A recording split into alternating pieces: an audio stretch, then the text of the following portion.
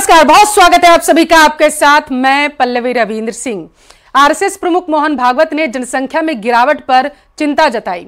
उन्होंने modern population science का हवाला देकर 2 या 3 से ज्यादा बच्चों की वकालत की है। आरएसएस प्रमुख ने कहा है कि जनसंख्या में गिरावट चिंता का विषय है। मॉडर्न पॉपुलेशन साइंस कहती है कि जब किसी समाज का प्रजनन दर 2.1 से नीचे चला जाता है तो वो धीरे धीरे धरती से गायब होने लगता है। प्रजनन दर का 2.1 से नीचे जाना चिंता का सबब है, इसलिए हमें 2 या 3 से ज्यादा बच्चे होने चाहिए। 2.1च्या खाली येताना आपल्या देशाची जनसंख्या नीती 1998 वगैरे मध्ये ठरली का 2002 मध्ये ठरली, साल माहित नाही मला, पण त्याच्यातही असं सांगतात की 2.1च्या खाली नको। 2.1 म्हणजे 0.1 तर माणूस जन्मत नाही ना कधी, 2 पेक्षा जास्ती पाहिजे, 3 पाहिजे कमीत कमी, असं शास्त्र सांगतं। पण ही संख्या ही याकरता महत्वाची आहे की टिकलं पाहिजे की नाही, टिकलं पाहिजे असं आपल्याला सगळ्यांना वाटतं, कारण ते आपलं आहे। ते किती चांगलं आहे वाईट आहे हे मूल्यांकन नंतर असतं, ते आपलं आहे। आपण कुटुंबात हेच शिकतो ना। बाबा बागेश्वर की 9 दिनों तक चली हिंदू एकता यात्रा, इस दौरान यात्रा कई पड़ावों से होकर गुजरी। हिंदुओं को एकजुट करने के लिए बाबा बागेश्वर ने कई संदेश भी दिए। बाबा ने कहा है कि एआई आ गया, अब एचआई भी चाहिए, लेकिन एचआई है क्या, ये सुनिएगा। हिंदुओं को डराने वालों की दुकानें अब बंद होंगी। खून में कट्टर हिंदुत्व का उबाल होना चाहिए। हिंदू का मतलब क्या है, सुनिए आप। हर हाल में इस देश में हिंदू एक होगा। हमको 100 करोड़ हिंदुओं में 1 करोड़ कट्टर हिंदू चाहिए जो अपनी संस्कृति, अपनी विरासत को बचा करके रखें और पुनः स्थापना हिंदुत्व की हो गए। यही हमारा उद्देश्य होगी। अब आपने कहा जब तक नहीं होगी तब तक हम जाएंगे, घर घर जाएंगे, गांव गांव जाएंगे और आप जैसे पढ़े लिखे लोगों को जगाएंगे।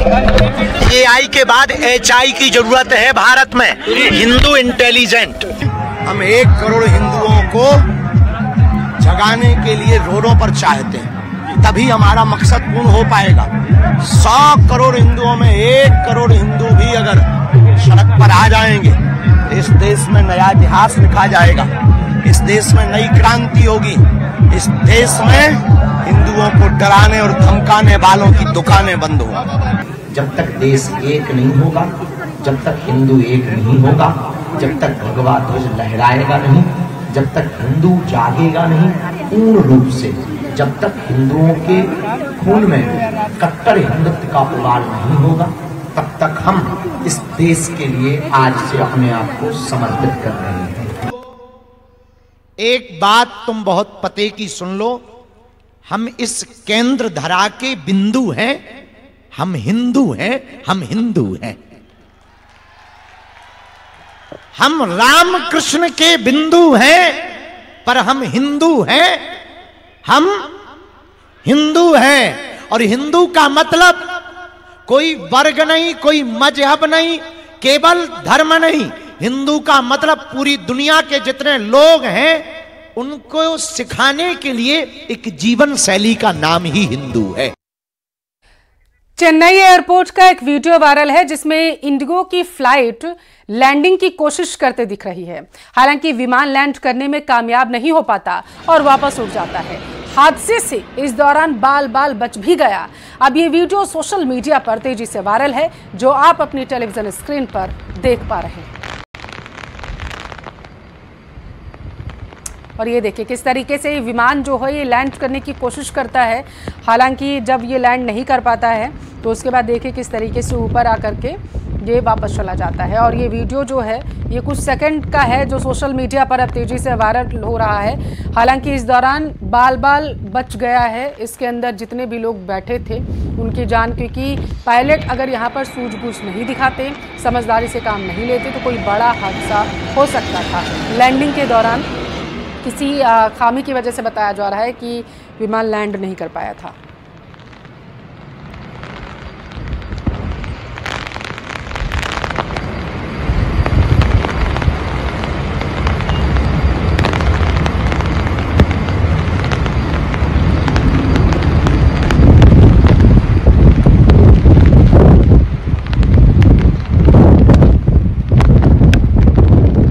आपकी जानकारी के लिए आपको बताते चलें कि तूफान का कहर जो है फिंगोल का वो लगातार देखा जा रहा है। भारी बारिश की वजह से कई उड़ानें जो हैं बीते दिनों ही रद्द कर दी गई थी और उसके बाद लगातार लोगों से सतर्क रहने की अपील भी की जा रही थी। आप तस्वीरों में भी देख सकते हैं किस तरीके से आसमान में बादल जो हैं वो छाए हुए हैं। लिहाजा संभवतः माना जा रहा है कि हो सकता है विजिबिलिटी की दिक्कत वहां पर पायलट को हुई हो और इसकी वजह से वो लैंड नहीं कर पाए अपना विमान वहां पर।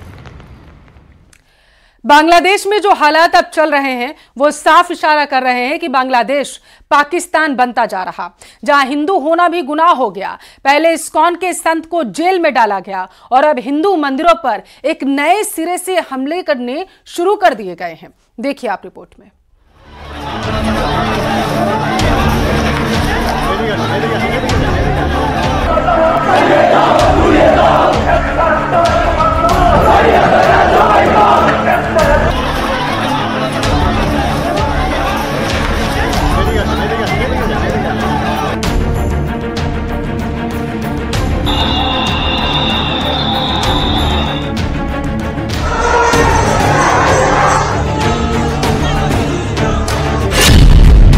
बांग्लादेश बना पाकिस्तान, मंदिरों पर हमले, भाग रहे हिंदू।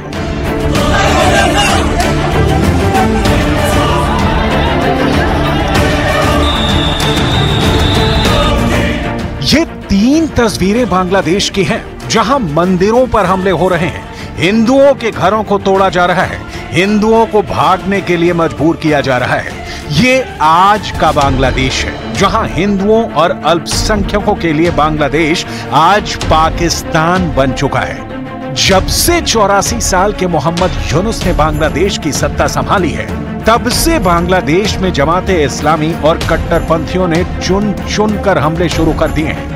हिंदू मंदिरों की संस्था इस्कॉन को बांग्लादेश में बैन करने की मांगे हो रही हैं। हम आपको दिखाने जा रहे हैं कि जिस बांग्लादेश को भारत ने पाकिस्तान की नरसंहार करने वाली फौज से बचाया है, वो बांग्लादेश आज हिंदुओं के खून का प्यासा हो चुका है।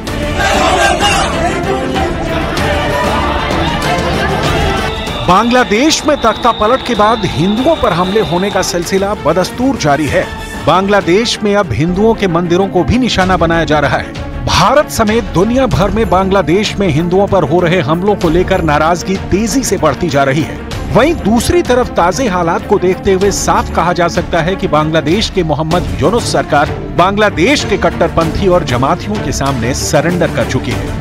अब जो खबरें आ रही हैं वो हिंदुओं और अल्पसंख्यकों के लिए बेहद खतरनाक मानी जा रही हैं। जिहादियों का तांडव, हिंदू विरोधी बांग्लादेश सरकार।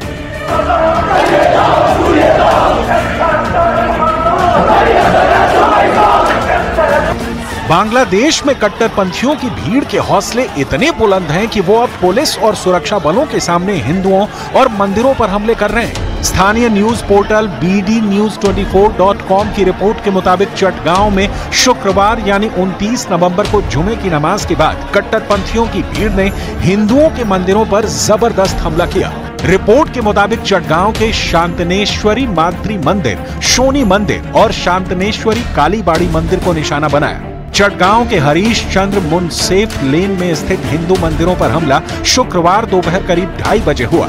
मंदिर के अधिकारियों ने बताया कि नारेबाजी कर रहे कई 100 लोगों के एक समूह ने मंदिरों पर ईंट पत्थर फेंके, जिससे शोनी मंदिर और अन्य 2 मंदिरों को नुकसान हुआ है। स्थानीय कोतवाली के थाना प्रमुख अब्दुल करीम ने कट्टरपंथी बांग्लादेशियों के हमले की पुष्टि की है। इधर चटगांव में ही इस्कॉन के पूर्व सदस्य और हिंदू संत चिन्मय कृष्ण दास ब्रह्मचारी पर देशद्रोह के आरोप के तहत मामला दर्ज करने की मांग हो रही है। हिंदू संत चिन्मय कृष्ण दास को 25 नवंबर को देशद्रोह के मामले में गिरफ्तार किया गया था। उन्हें चटगांव की अदालत ने जमानत देने से इनकार कर दिया है। इधर बांग्लादेश के भैरव में इस्कॉन सेंटर पर कट्टरपंथियों ने हमला किया है। 29 नवंबर को जब श्री आदि पुरुष श्याम दास और रंगनाथ दास ब्रह्मचारी दोनों जेल में बंद चिन्मय कृष्ण प्रभु को प्रसाद देकर वापस आ रहे थे, तो रास्ते में उनको पुलिस ने गिरफ्तार कर लिया। और इस्कॉन का एक सेंटर है वैरव में, वहां पर दंगाइयों ने घुसकर पूरे मंदिर को तहस नहस कर दिया है। तो इस तरह की खबर हम देख रहे हैं कि रुकने का नाम नहीं ले रहा है। जितने भी सेंटर्स हैं वहां पर इस्कॉन के करोड़ों भक्त अपने पास के जो भी मंदिर है वहां पर जाकर रविवार 1 दिसंबर को बांग्लादेश के माइनॉरिटीज के लिए भगवान से प्रार्थना करेंगे। यूनुस सरकार से बांग्लादेश नहीं संभल रहा। बांग्लादेश में लगातार हिंदुओं पर हमले हो रहे हैं। न केवल हिंदू मंदिरों को तोड़ा जा रहा है बल्कि हिंदुओं पर अत्याचार भी हो रहे हैं। इसके बाद भी शांति का नोबेल पुरस्कार पाने वाले मोहम्मद यूनुस हाथ पर हाथ रखकर बैठे हैं। जिन्होंने खुद शांति की वकालत करके नोबेल पुरस्कार पाया, आज वही यूनुस अपने घर में हिंसा की आग को बुझा नहीं पा रहे हैं। उनकी नाक के नीचे लगातार हिंदुओं पर जुल्म ढाया जा रहा है। भारत में भी जबरदस्त तरीके से विरोध प्रदर्शन शुरू हो चुके हैं। प्रधानमंत्री नरेंद्र मोदी, विदेश मंत्री जयशंकर भी बांग्लादेश मामले में सख्त कदम उठा रहे हैं। India has consistently and strongly raised with the Bangladesh government the threats and targeted attacks on Hindus and other minorities. Our position on the matter is very clear. The interim government must live up to its responsibility of protecting all minorities. We are concerned at the surge of extremist rhetoric, increasing incidents of violence and provocation.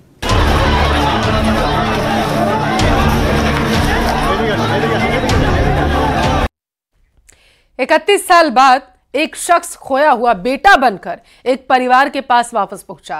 परिवार ने भी उसे स्वीकार कर लिया, लेकिन अब मिलने बिछड़ने की इस कहानी में एक बड़ा मोड़ आ चुका है। देहरादून के शर्मा परिवार ने दावा किया कि जो राजू बनकर गाजियाबाद आया, दरअसल वो कोई और नहीं। इसके बाद गाजियाबाद पुलिस पूछताछ के लिए उसे अपने साथ लेकर गई। गाजियाबाद का परिवार भी हैरान है। पूरा मामला रिपोर्ट में।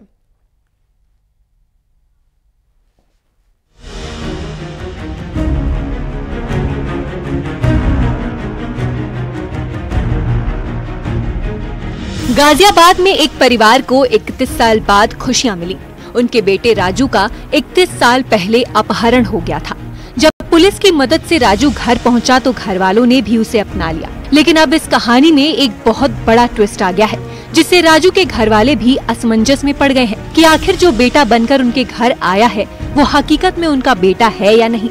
इसका कनेक्शन अब देहरादून से जुड़ गया है, क्योंकि देहरादून के एक परिवार ने बेहद ही गंभीर आरोप लगाए हैं, जिससे देहरादून और गाजियाबाद पुलिस भी दंग है। देहरादून के शर्मा परिवार का आरोप है कि जो राजू बनकर गाजियाबाद आया है, दरअसल उसका नाम राजू है ही नहीं।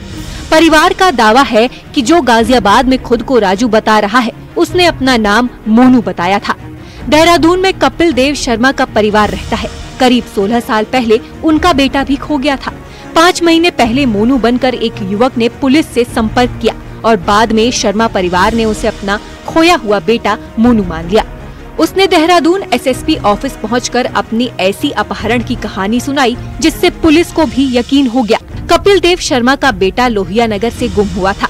उसने ऐसी कहानी गढ़ी जो बिल्कुल हकीकत से मिलती जुलती थी। बाद में पुलिस ने परिवार की तलाश कर उसे सौंप दिया। काफी समय तक वो उनके साथ मोनू बनकर रहा। युवक पर शक इसलिए भी गहरा गया क्योंकि जो कहानी उसने गाजियाबाद में सुनाई, ठीक वैसी ही कहानी शर्मा परिवार को भी बताई। चाहे वो अपहरण करके राजस्थान ले जाने वाली बात हो, भेड़ बकरियां चराने और एक रोटी मिलने की बात हो। इस फैमिली को पिछले 5 से 6 महीने पहले ये पता चला कि उनका बेटा, जो कि सालों पहले से गुमशुदा था और वो पुलिस को मिल गया था। उस व्यक्ति ने अपनी एक ऐसी कहानी रची और पुलिस के पास गया और कहा कि मैं देहरादून का रहने वाला हूँ। कहानी के पात्र में आप उसके फादर आए थे। हाँ, क्या था, क्या कहानी बताई थी उसने या क्या हुआ था? मतलब कहानी उन्होंने वहाँ भी यही बताई थी, जहाँ से हम उसने लेके आते कि चेहरी में से, कि मैं ऐसे ऐसे हूँ, ऐसे राजस्थान में मुझे कार की चौक से कोई ट्रक में ले गया, लाद के मुंह पे कपड़ा सुंगा के क्या है बेहोश करके, और मेरी आँख खुली राजस्थान में जाके, और तब से मैं भेड़ बकरी वहाँ चरा रहा हूँ और मुझे खाने के लिए वो शाम को सिर्फ एक रोटी दिया करते थे और दिन भर कुछ नहीं देते थे। तो क्या आपका बेटा भी गुम हुआ था? हमारा बेटा गुम हो रखा है 2008 में। 2008 में।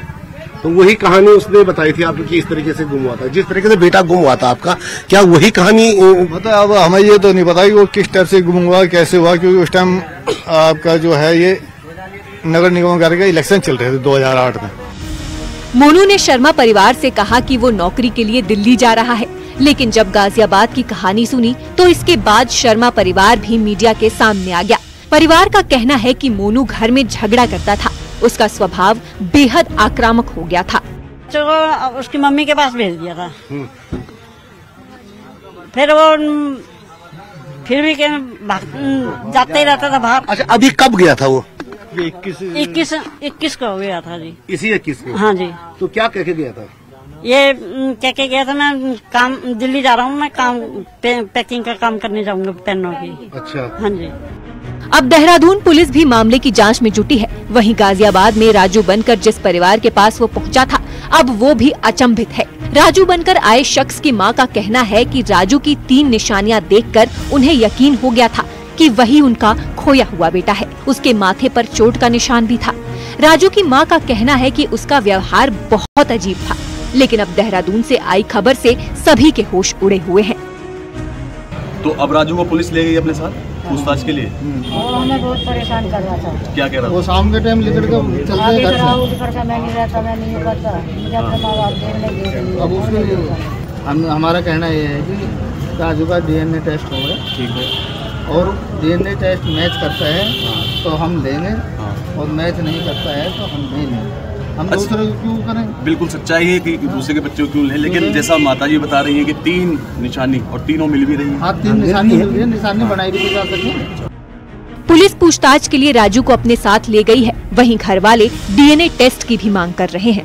ये वही परिवार है जो इससे 3 दिन पहले बेहद खुशियां मना रहा था कि 31 साल बाद उनका बेटा घर पर वापस आया है, लेकिन जैसे ही पता चला कि देहरादून में भी ऐसी ही स्टोरी बनाकर राजू ने एक और परिवार के साथ ऐसा किया, उसके बाद पुलिस ने राजू को तफ्तीश के लिए, पूछताछ के लिए अपने पास ले लिया है, डिटेन किया हुआ है।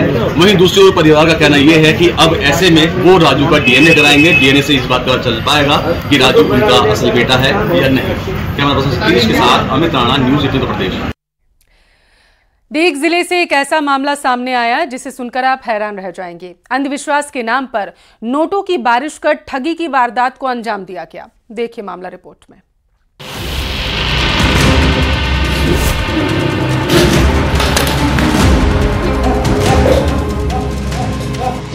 अंधविश्वास का सहारा, सारा पैसा हमारा।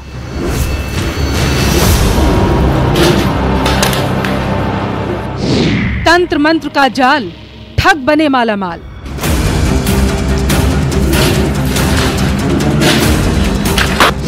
पॉकेट पर चोट, जब कंबल से बरसे नोट।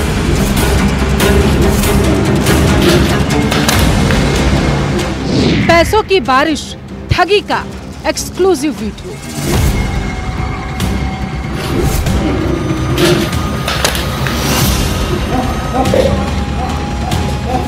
इक्कीसवीं सदी में ठगी के नए नए तरीके सामने आ रहे हैं। कभी डिजिटल अरेस्ट, कभी बैंक के नाम पर धोखाधड़ी, तो कभी नौकरी के नाम पर झांसा। लेकिन आज जिस ठगी का वीडियो हम आपको दिखाने जा रहे हैं, उसे देखकर आप हक्के बक्के रह जाएंगे, क्योंकि ये सिर्फ ठगी नहीं, ये अंधविश्वास का माया जाल भी है। दीग जिले के कामा थाना इलाके का एक वीडियो सोशल मीडिया पर वायरल हो रहा है, जिसमें ठगी का एक नया तरीका ठगों द्वारा निकाला गया और नोटों की बारिश कंबल के जरिए की जा रही है। यानी कि पहले सौदेबाजी की गई और उसमें दुगना चौगुना पैसा देने का लालच दूसरे जो लोग थे उनको दिखाया गया, और उसके बाद एक निश्चित जगह स्थान तय किया गया और वहां पर जो ठग थे अपने आप को तांत्रिक बताते हैं और उसके बाद कंबल से नोटों की बारिश करते हैं। बारिश इस तरह की जाती है कि कमरे में चारों तरफ नोट ही नोट। सबसे पहले जरा आप ये वीडियो देखिए, जिसमें युवक के पैसे लेकर उसे डबल करने का झांसा दिया जा रहा है। वीडियो में दिख रहा है कि कुछ ठग जो अपने आप को तांत्रिक बता रहे हैं, वो युवक को किस तरीके से अपने जाल में फंसा रहे हैं और उसे अपने ठिकाने पर आने को कहा जाता है। युवक उनके जाल में फंस भी गया, लालच में आकर उनका कहा भी वो मान लेता है। अब आपको दूसरा वीडियो दिखाते हैं जो ठगों की लोकेशन से है, जहां ठग अपने प्लान को एग्जीक्यूट करते नजर आ रहे हैं। एक अंधेरा कमरा जिसमें पीड़ित के साथ साथ 3 से 4 ठग हैं। ठगों का प्लान सेट है, युवक अनजान है। फिर क्या शुरू होता है तंत्र मंत्र के नाम पर ठगी का खेल।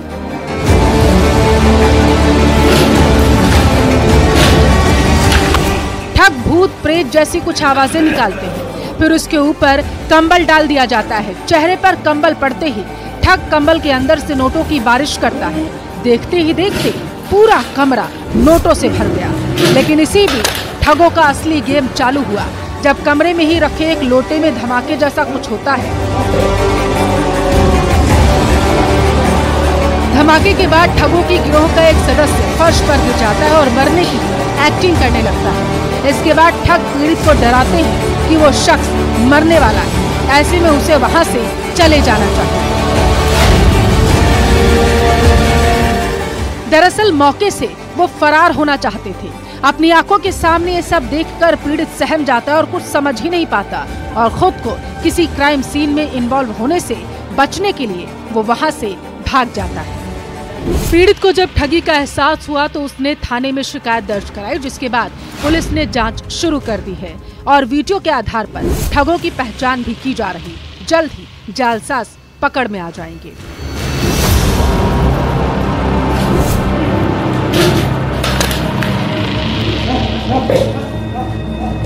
किस तरह से ये पूरा षड्यंत्र रचा जाता है, ये बड़ा एक देखने वाली बात है कि इस तरह से जो ठगी का एक नया तरीका है वो ठगों द्वारा निकाला गया है। हालांकि अब पुलिस के अधिकारियों से हमारी बात हुई तो उन्होंने कहा था कि जो वीडियो आया है उसके संज्ञान पर अब आगे की कार्रवाई की जा रही है। दीपक पुरी, न्यूज 18 बीग। लगभग 2 साल से एक महिला को हल्का पेट दर्द हो रहा था। बस वो दवाई लेती और ठीक हो जाती थी, लेकिन 2 साल बाद एक ऐसा राज सामने आया, महिला हैरान रह गई। आप भी ये खबर देखेंगे तो दंग रह जाएंगे।